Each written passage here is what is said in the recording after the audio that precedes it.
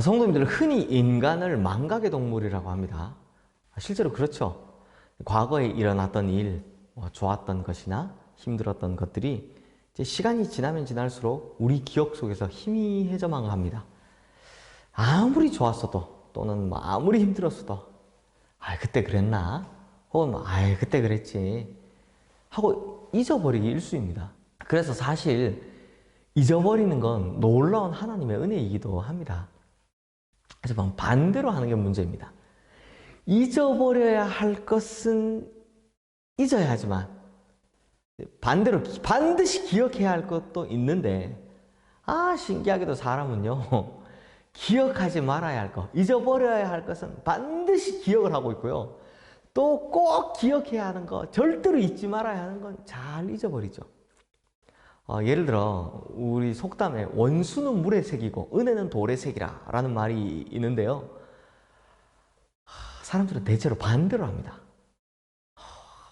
이게 원수는 물에 새겨라, 빨리 용서해라 이런 말이고, 은혜는 돌에 새겨라, 평생 기억해라 이런 말인데, 오히려 반대로 나를 힘들게 했던 원수는 내 마음속에 굳게 새겨놓고, 심지어 와신 상담이라고 쓸개즙까지 찍어 먹으면서 복수의 칼날을 가는 반면에, 내가 반드시 기억해야 될 은혜는 그냥 흐르는 물에 새기듯이 흘려보내버리기 때문입니다. 그때 내가 은혜를 입었지. 그거 끝나는 겁니다. 은혜 갚을 생각을 안 한 거죠. 성도님들, 오늘 본문에서 하나님께서는 이스라엘 백성들에게 내가 너희에게 준 은혜는 꼭 기억하라. 이 돌을 보고 기억하라. 라고 하시면서 절대로 잊지 말아야 될 것을 이스라엘 백성들에게 가르쳐주고 계십니다. 지금 이스라엘 백성들은요, 참 가장 역사적인 순간을 맞이했습니다. 아무것도 없는 상태에서 그냥 요단강을 마른 땅처럼 건넌 겁니다. 한글 보면 이렇게 돼 있죠. 언약궤를 맨 제사장들이 언약궤를 메고 백성들 앞에 먼저 나갑니다. 그리고 창이란 요단강에 그들의 발을 담그죠.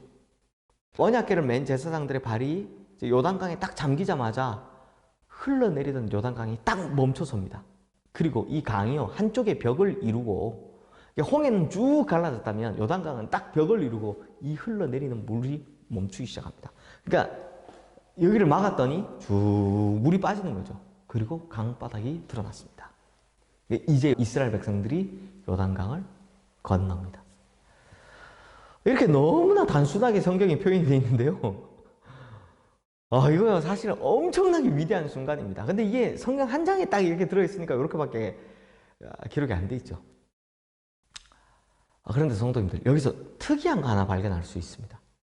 그게 뭐냐면 언약궤를 맨 제사장들의 위치입니다. 언약궤를 맨 제사장들이 가장 먼저 요단강에 들어가죠. 그래서 백성들 앞에 서서 그냥 요단강이 갈라지니까 쭉 밀고 나간 게, 그냥 쭉 건너간 게 아닙니다. 어떻게 했냐? 딱 들어가서 요단강이 멈추자 모든 이스라엘 백성들이 강을 다 건너갈 때까지 이 강 바닥에 언약궤를 맨 채로 그대로 서 있었습니다. 그러니까 제일 처음으로 들어갔다가 가장 마지막에 나온 거죠. 그리고 나서 하나님께서 이스라엘의 12지파에게 이렇게 명령을 하십니다. 오늘 본문 2절 3절 말씀입니다. 백성의 각 지파에 한 사람씩 12사람을 택하고 그들에게 명령하여 이르기를, 요단 가운데 제사장들의 발이 굳게 선 그곳에서 돌 12를 택하여 그것을 가져다가 오늘 밤 너희가 유숙할 그곳에 두게 하라 하시니라. 그러니까 너희들이 다시 강으로 내려가서 너희들이 건넜던 강 바닥에 있는 돌 중, 그거 아무거나가 아니라 제사장들이 너희가 다 건널 때까지 발 디디고 서 있던 그 돌을 각 지파별로 하나씩 취해서 들고 나와라. 그리고 그 돌 12개를 길갈에, 지금 너희가 묵고 있는 이곳에 세우라 라고 말씀하신 겁니다. 왜 이렇게 하셨을까요? 왜 돌을 주어다가 유숙하는 곳에 두게 하셨을까요? 그 이유가 오늘 21절, 22절 말씀인데요.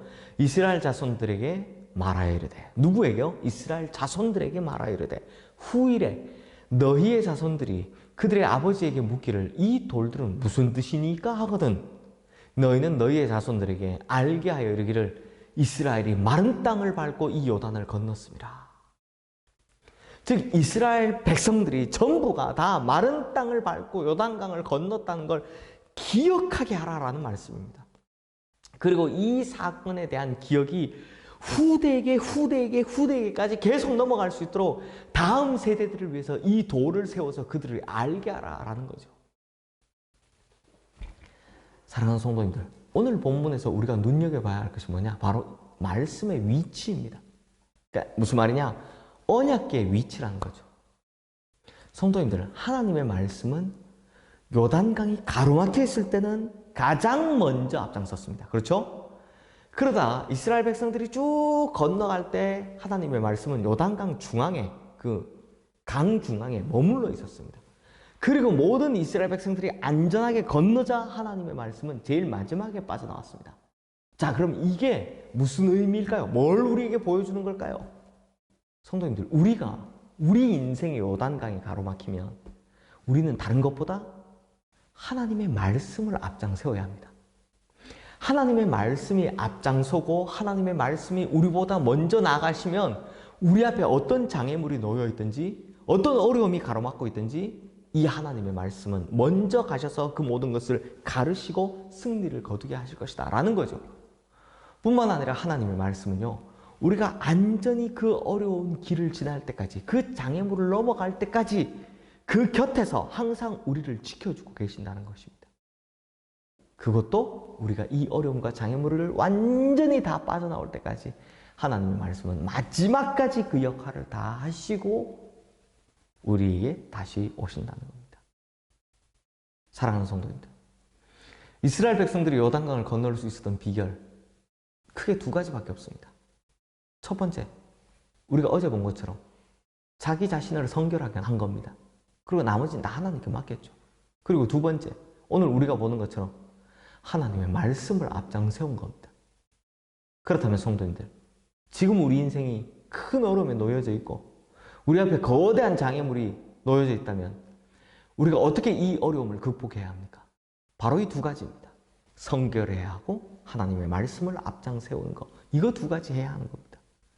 그러므로 오늘 하나님께서 이스라엘 백성들에게 또 그 후손들에게 그리고 지금 우리에게 어떤 일이 있어도 잊지 말고 기억하라라고 말씀하신 거, 이 두 가지인 겁니다. 이 두 가지만 있으면 우리 앞에 어떤 어려움도 극복해낼 수 있습니다. 우리 앞에 다가오는 어떤 환난도 고난도 반드시 다 이겨낼 수 있습니다. 그러므로 성결함을 지키고 하나님 말씀을 앞장세움으로 인생의 요단강을 훌쩍 뛰어넘는 우리 성도님들 다 되시기를 주님의 이름으로 축원합니다. 기도하겠습니다. 하나님 아버지, 요단강을 건너는 모습에서 하나님께서는 우리에게 인생의 장애물을 뛰어넘는 법을 보여주고 계십니다. 스스로를 성결케 하라. 그리고 하나님 말씀을 앞장세우라. 주님, 우리가 이 두 가지를 가지고 우리 인생에 어떤 어려움이든 장애물이든 고난이든 시험이든 환난이든 그 모든 것들을 다 뛰어넘어갈 수 있는 우리 성도님들 되게 하여 주시옵소서. 예수 그리스도 이름으로 기도드리옵나이다. 아멘.